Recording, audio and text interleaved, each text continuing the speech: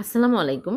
আজকে আমি ভীষণ টেস্টি করে লাড্ডু বানিয়ে দেখাবো। প্রথমে ১ কাপ সুজি নিয়ে নিচ্ছি আর বেসন 1/2 কাপ, স্বাদমতো লবণ আর ঘি ১ চামচ দিয়ে ভালো করে মিক্স করে নেব। তারপরে গুঁড়া দুধ ২ টেবিল চামচ দিয়ে দিচ্ছি, আরও বেশি টেস্টি হবে। তারপরে নরমাল পানি অল্প অল্প করে দিয়ে একটা ডো তৈরি করে নেব।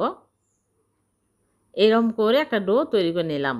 এখন ফিরিতে নিয়ে আমি ২ ভাগ করে নিয়ে ১ ভাগ নিয়ে রুটি বেলে নেব। পাতলা করে রুটি বেলে নিচ্ছি। তারপরে এগুলো ভেজে নেব। শুকনো তাওয়ায় দিয়ে উল্টে পাল্টে ভেজে নেব। ২ পাশ ভালো করে ভেজে নিতে হবে। ২টা রুটি আমি এইরকম করে ভেজে তুলে নেব। তারপর ঠান্ডা করে ছোট ছোট টুকরো করে ছিঁড়ে নিচ্ছি। তাহলে ব্লেন্ড করতে সুবিধা হবে। এখন একটা ব্লেন্ডার জাগে নিয়ে নিচ্ছি, ব্লেন্ড করে নিব। একদম মিহি করে গুঁড়া করে নিতে হবে। তারপরে এক সাইডে রেখে দিলাম আর এদিকে চুলায় প্যান বসিয়ে চিনি 1/2 কাপ, পানি 1/2 কাপ, এলাচি গুঁড়া সামান্য দিয়ে বলক তুলে নিব। ভালোভাবে বলক চলে আসলে চুলা থেকে নামিয়ে ঠান্ডা করে নেব। তারপরে এর মধ্যে ঘি আরও 1 চামচ দিয়ে দিলাম, দিয়ে মিশিয়ে নিচ্ছি আর এখানে চিনি শিরা অল্প অল্প করে দিয়ে ভালো করে মাখিয়ে নেব।